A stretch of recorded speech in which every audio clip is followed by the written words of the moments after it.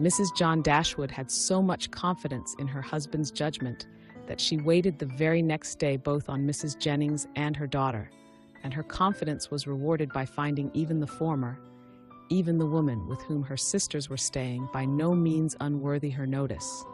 And as for Lady Middleton, she found her one of the most charming women in the world. Lady Middleton was equally pleased with Mrs. Dashwood.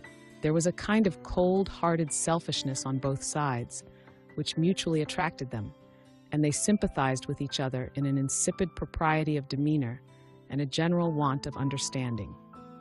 The same manners, however, which recommended Mrs. John Dashwood to the good opinion of Lady Middleton, did not suit the fancy of Mrs. Jennings, and to her she appeared nothing more than a little proud-looking woman of uncordial address, who met her husband's sisters without any affection, and almost without having anything to say to them, for of the quarter of an hour bestowed on Berkeley Street, she sat at least 7 minutes and a half in silence.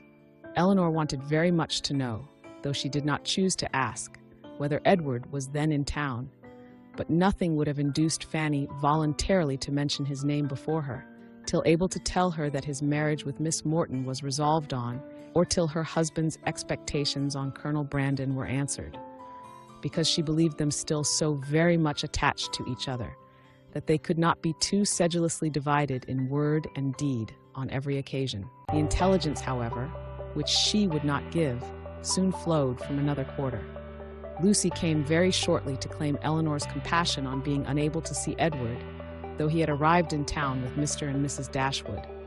He dared not come to Bartlett's Buildings for fear of detection, and though their mutual impatience to meet was not to be told, they could do nothing at present but write. Edward assured them himself of his being in town within a very short time by twice calling in Berkeley Street. Twice was his card found on the table when they returned from their morning's engagements. Eleanor was pleased that he had called, and still more pleased that she had missed him. The Dashwoods were so prodigiously delighted with the Middletons that, though not much in the habit of giving anything, they determined to give them a dinner, and soon after their acquaintance began, invited them to dine in Harley Street, where they had taken a very good house for 3 months. Their sisters and Mrs. Jennings were invited likewise, and John Dashwood was careful to secure Colonel Brandon, who, always glad to be where the Miss Dashwoods were, received his eager civilities with some surprise, but much more pleasure.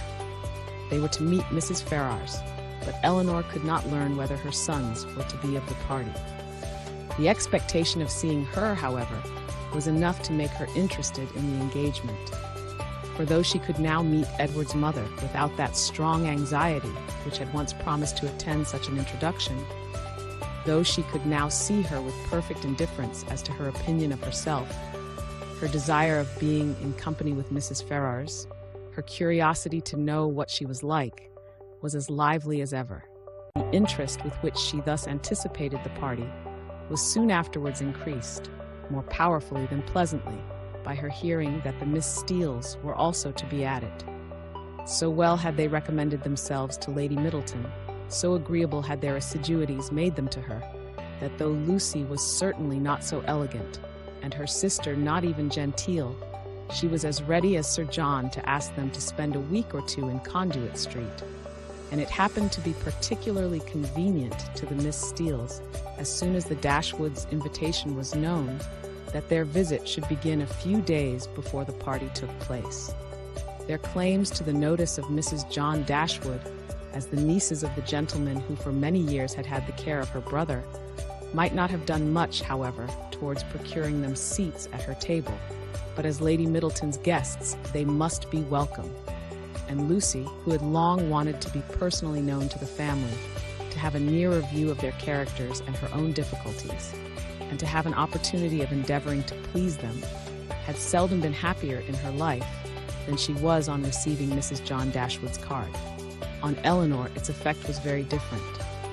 She began immediately to determine that Edward, who lived with his mother, must be asked, as his mother was, to a party given by his sister, and to see him for the first time after all that passed in the company of Lucy.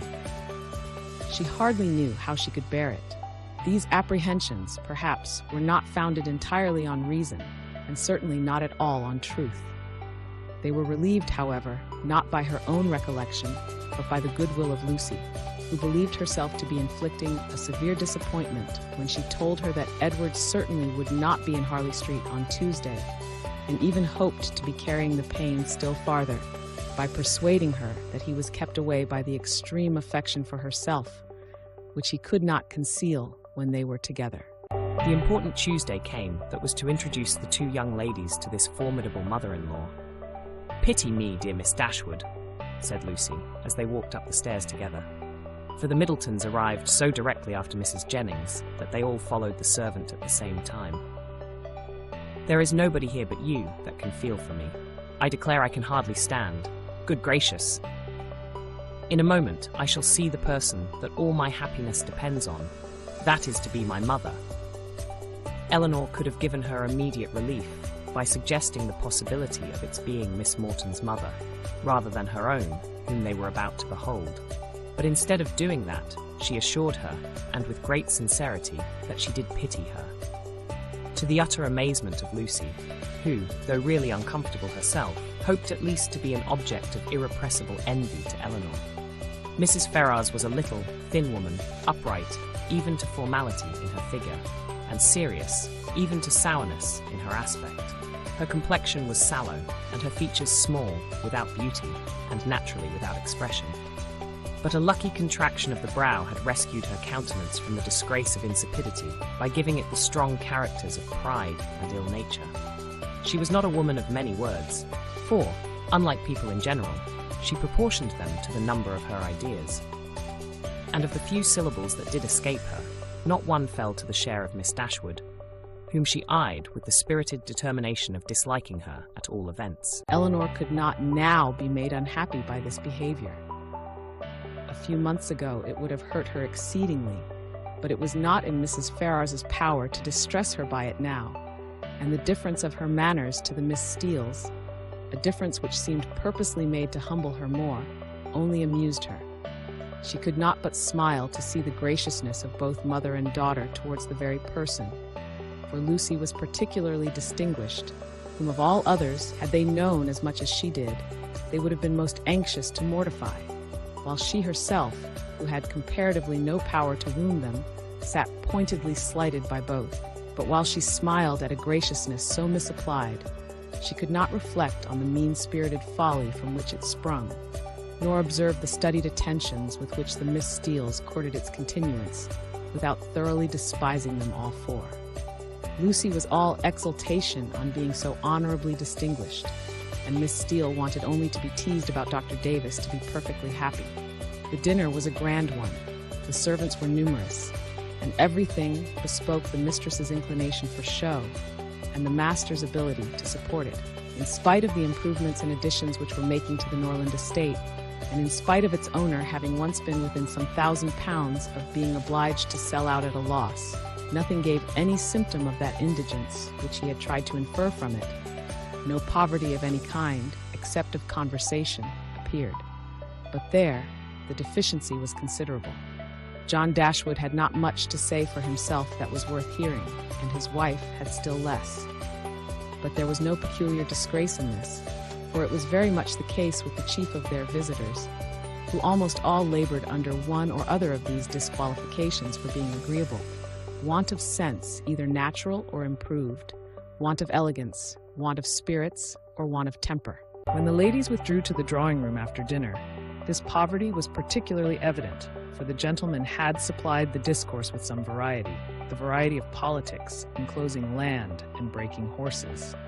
But then it was all over, and one subject only engaged the ladies till coffee came in, which was the comparative heights of Harry Dashwood and Lady Middleton's second son William, who were nearly of the same age.